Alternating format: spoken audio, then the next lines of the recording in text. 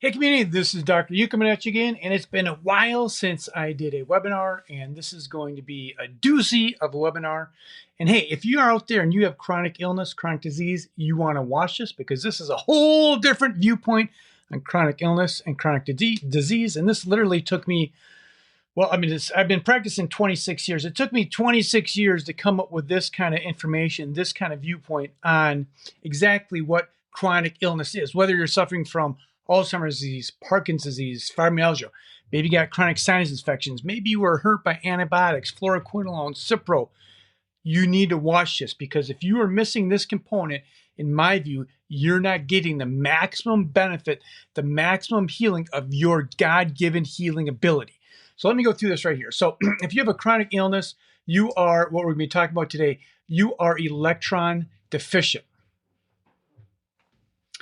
So if you have a chronic illness, you are going to be electron deficient. So what does that mean? You are not going to have enough electrons in your body to create health in your body if you have a chronic illness. So the whole lecture is on if you have enough electrons to be healthy. Because guess what?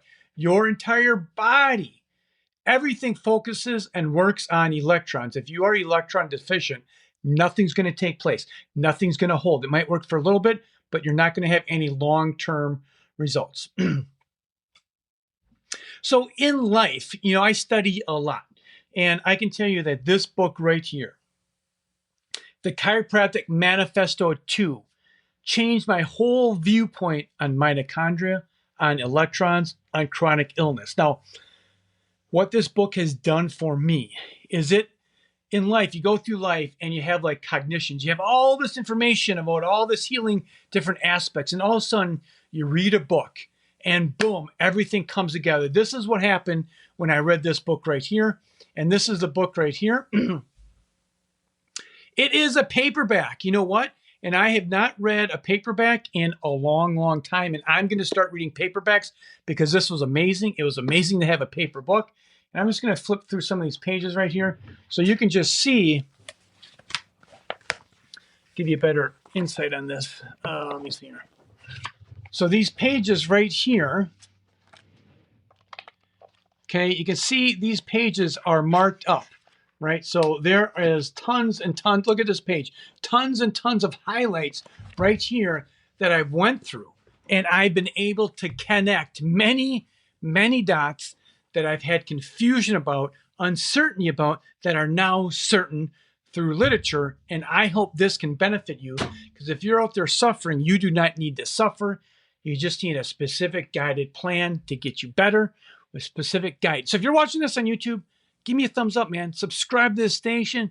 Share this piece of content. If you're hearing this on a Apple podcast, give me a thumbs up, share it, because we have to get this information out there so people can understand how to get well.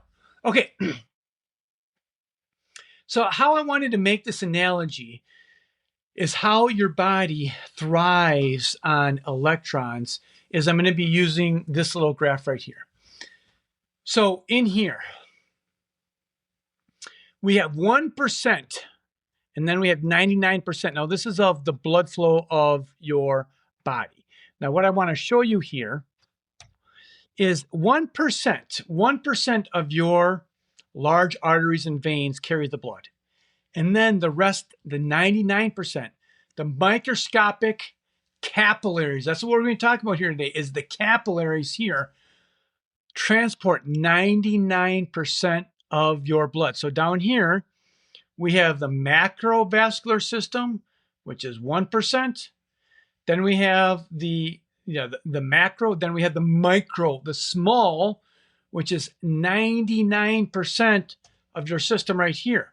Now, if you look at this right in here, the capillaries, you have basically 84,000 miles, 84,000 miles of capillaries, right? 84,000 miles of capillaries. So what I'm going to do here, this is just a straw. It's a basic straw, right? I think this is about 10 inches. If I blow in here,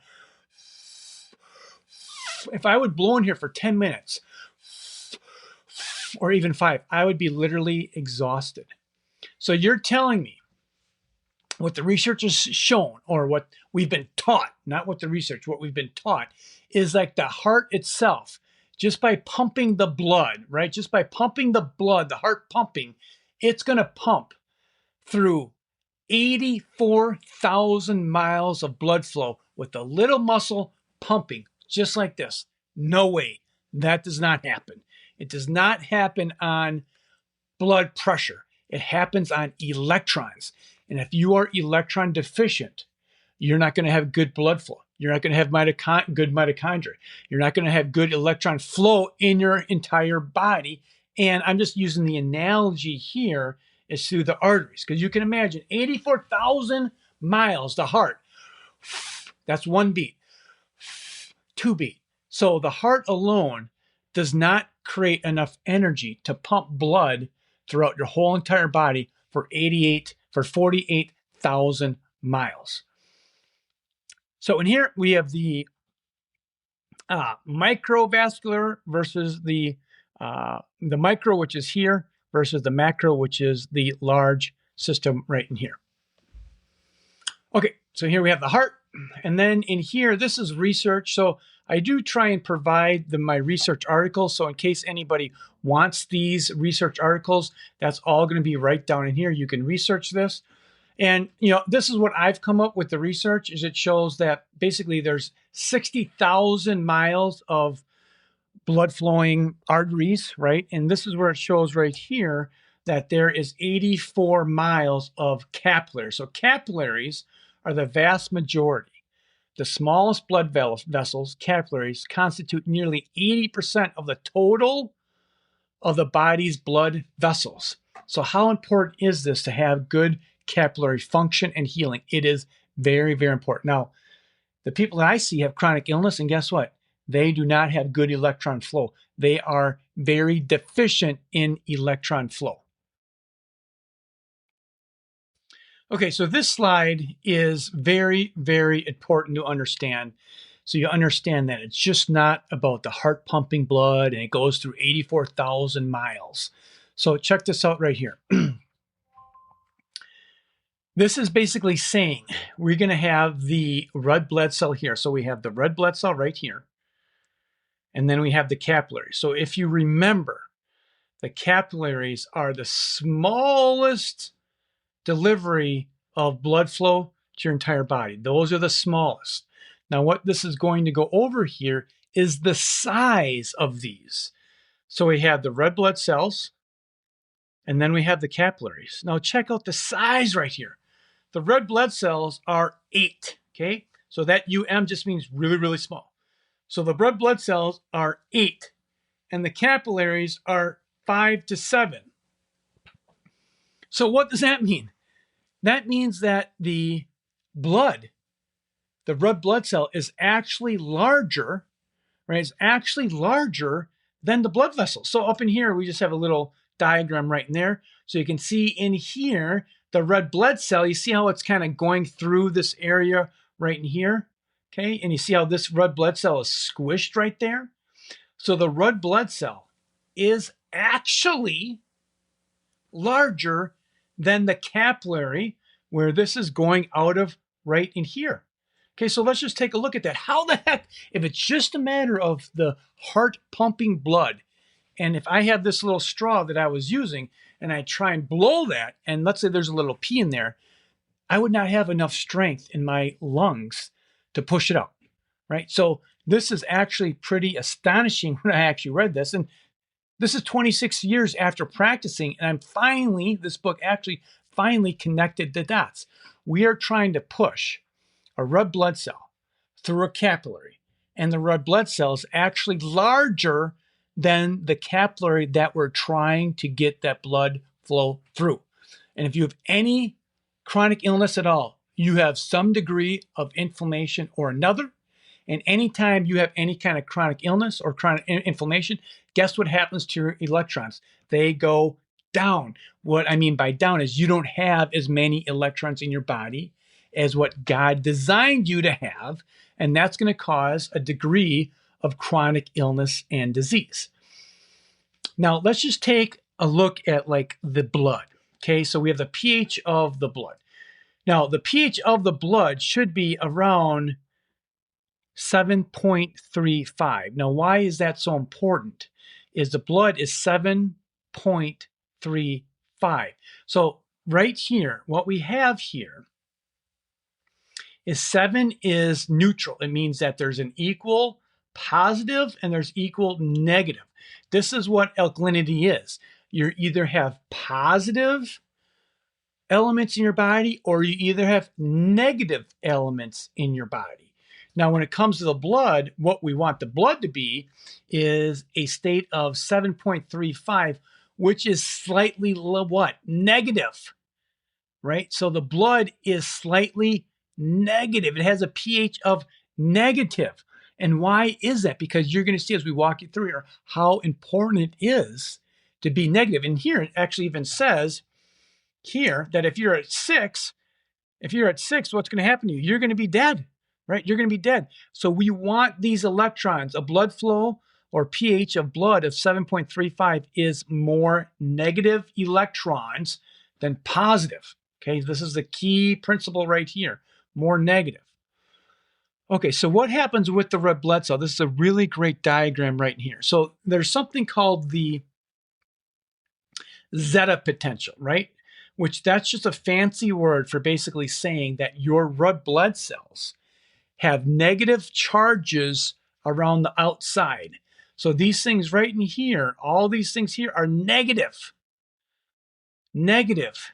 Negative. You see how they have all these negative charges? And why do we want to have our red blood cells negatively charged? Because they don't attract, right? There's repulsion, right? You can't get these close up. It's like two magnets. Remember when you're a kid, if you stick two magnets together and there's a negative side, they don't come together. There's repulsion, okay? And there's a thing here, a fancy word that just says that zeta, Z-E-T-A. It's a fancy word for saying, does your body have electrons or does it not? And then if we look in here, this is an abnormal zeta. What happens to the red blood cells? They're clumping together because you are what? Electron deficient, right? So if you don't have enough electrons in your body, you're going to have an array of problems, starting one with not proper blood flow in your extremities, organs, heart, liver, pancreas, wherever it's going to go, because there's not enough electronic charge to go through that system here. Okay, so this just comes here. Anyone that wants to get the reference down in here, this is going to be on my website. The reference is going to be right there. But this is just what it says about zeta potential. Zeta potential in blood refers to the electric charge on the surface of blood cells, like red blood cells, which create a repulsive force. Repulsive force, they want to go away from each other, keeping them from clumping, ensuring smooth blood flow and stability. And not only that, what about all the nutrients that are in your entire body? They're delivered through blood flow that is proper. Now, there's a test. And this is the test that actually checks for the zeta potential right here. This checks for that right here. It's called the sedimentation rate in here. And this one here, you can see here, this is a 40. This is high. You can see the range there. You can see the range right in here is between 0 and 30. I like to see this less than 10. They're at 40. So what does this measure? I'm just going to read these things just so you can understand. A high sed rate, okay, that's the sed rate, indicates that the blood cells, the RBCs, are settling more quickly. This occurs because there is a reduction in the negative surface charge, fewer electrons. This reduces charge. This reduces charge, lessens the electrostatic repulsion away from each other between the cells, allowing them to clump together more easily and forming larger aggregates and causing problems all day long. That's what this is right in here. This right here is those clumping of those cells all day long. We do not want that. Here's another example of this test right here. You can see here, these are negative electrons in here. These are negative electrons, negative. You see how they repulse, right? And then here, we don't have them. They clump together. Now, the way I would describe this is like if you have a big rock, right? When you don't have enough electrons, you have a big rock. They're all clumping together, just like right in here. They're clumping together. If you take this big rock and drop it in the water, it's going to go down quick, right? So you're going to have a high sediment rate. It's going to be high. Versus if you grab some sand and just throw a bunch of sand there, it's slowly going to go to the bottom, right? So that's the analogy that I want you to understand is when you're looking at these things in here, this would be the big rock in here. This is like throwing the rock down and it drops down very fast. High sediment rate. This would be the grains of sand. Very slow sediment rate. And this is what we want in here is a slow sedimentation rate. Now, let's go over some solutions because the good news is, guess what? There are solutions and there's multiple solutions. I can't cover every single solution here, but I do want to give you some actually real life solutions in here. And there's a thing called vitamin G. What the heck is vitamin G? It is actually a vitamin and it is called vitamin G. And it is, what is it? And the name of this is grounding. Vitamin G is grounding. And you can see right in here, this would be before grounding. You see how the cells are they're clumped together. And then we have, there's only two negatives. And then we hear after grounding, the red blood cells are separated. So this right in here, this is going to be definitely more healing potential. This person is going to be healing at a much higher level. Now, when we talk about healing, we're talking about any disease known to mankind. You need to have electrons in your body to heal properly.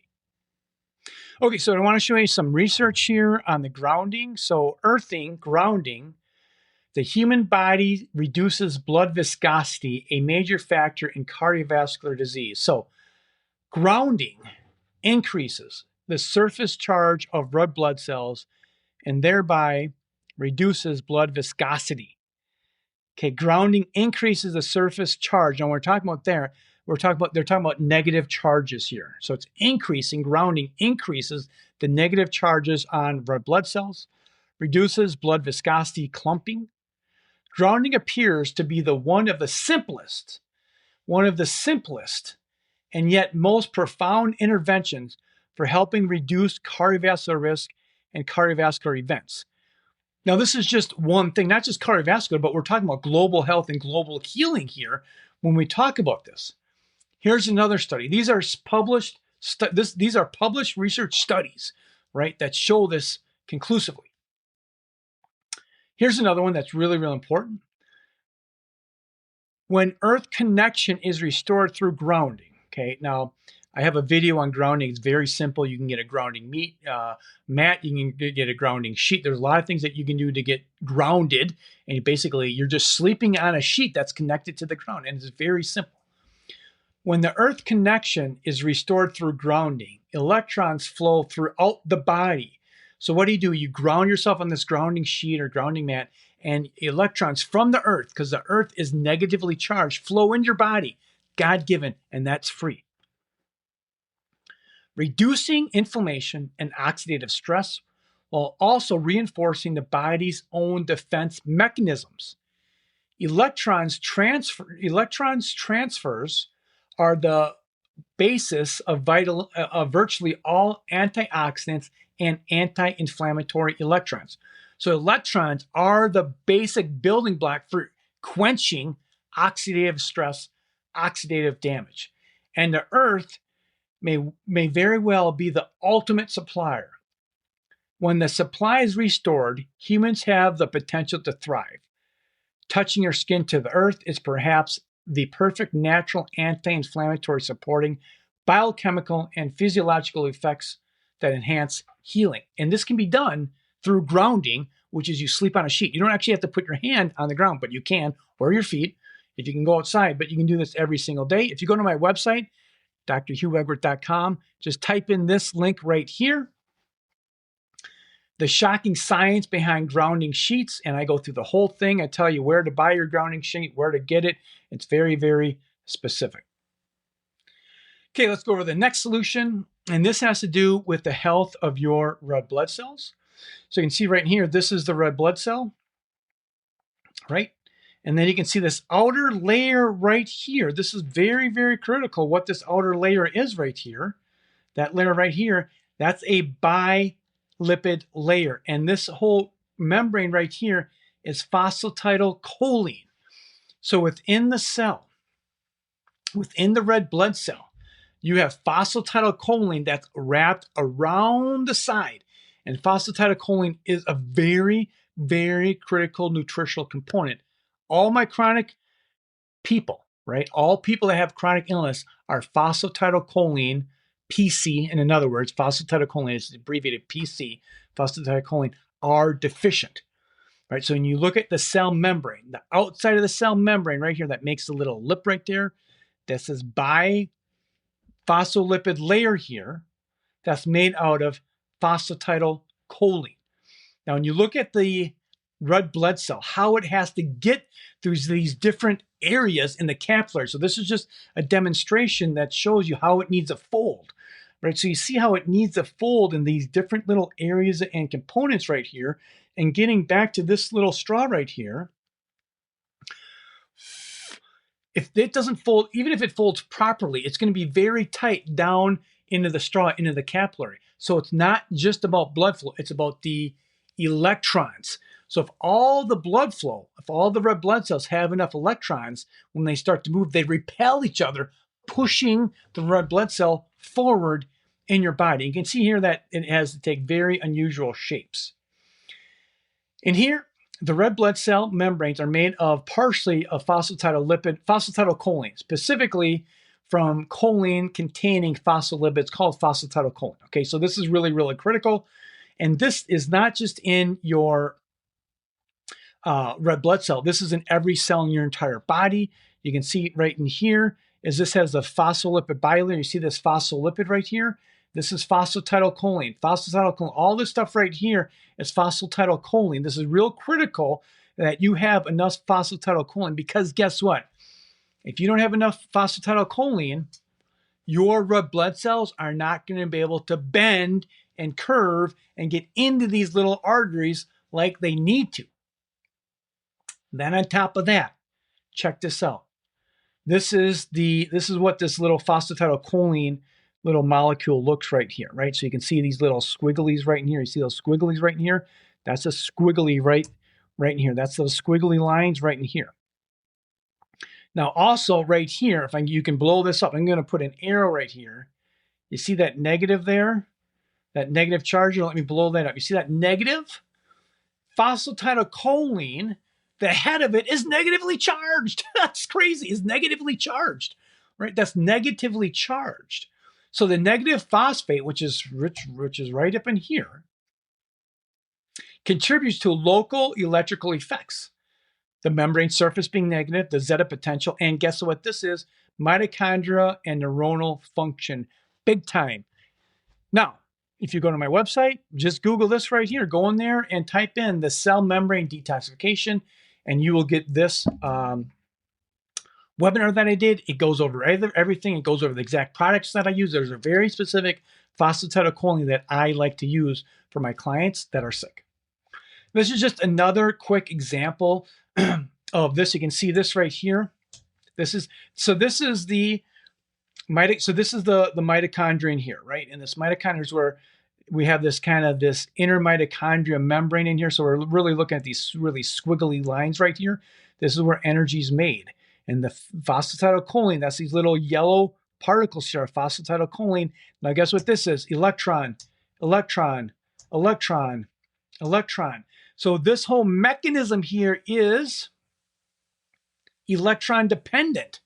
So again, your mitochondria need electrons to make energy.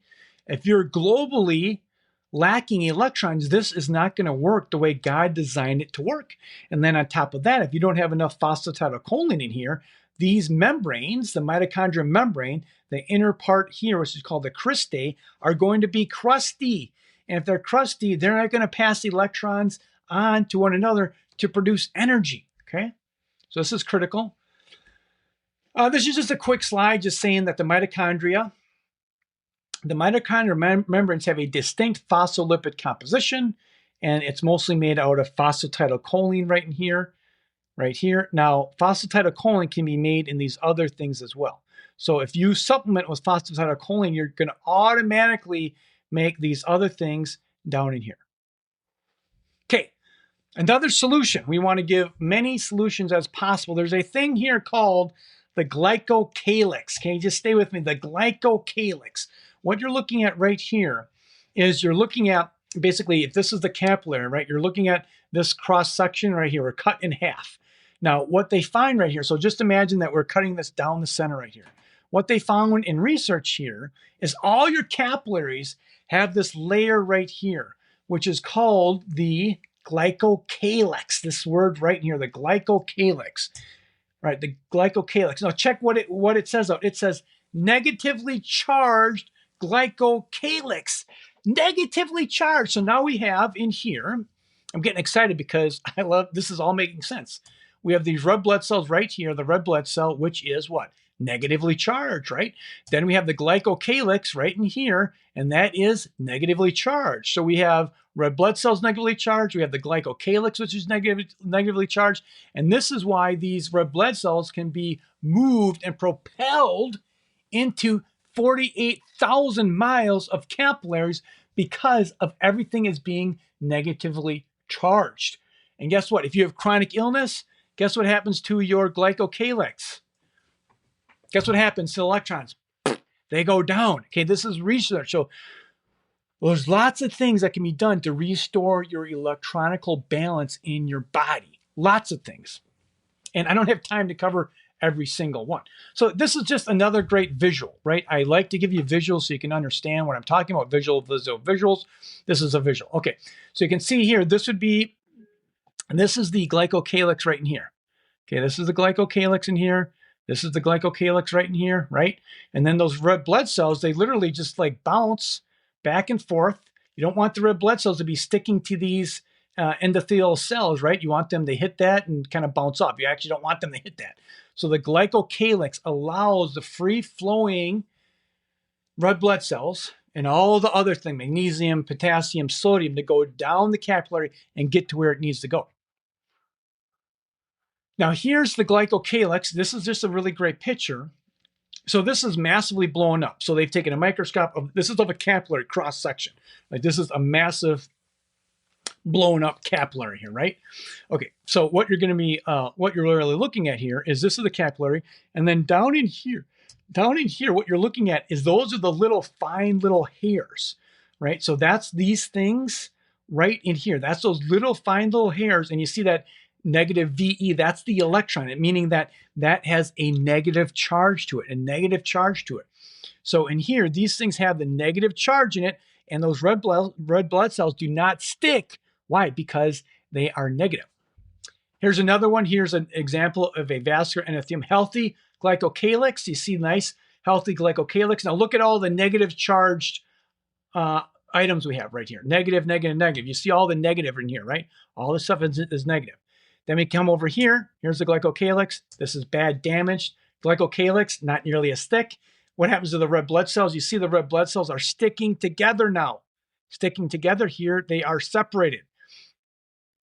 So this is what's happening when you have a diseased body, a body that has poor glycocalyx, a body that has poor electron flow, right? Or poor, not enough electrons to go in your whole entire body. Just things start to go downhill quick. Just here's another great example. Here's healthy, and then it continues to get sick and sick and sick, sicker and sicker and sicker. And you can see the glycocalyx is really damaged down in here, and a lot of things are getting down in there and causing tons and tons of problems.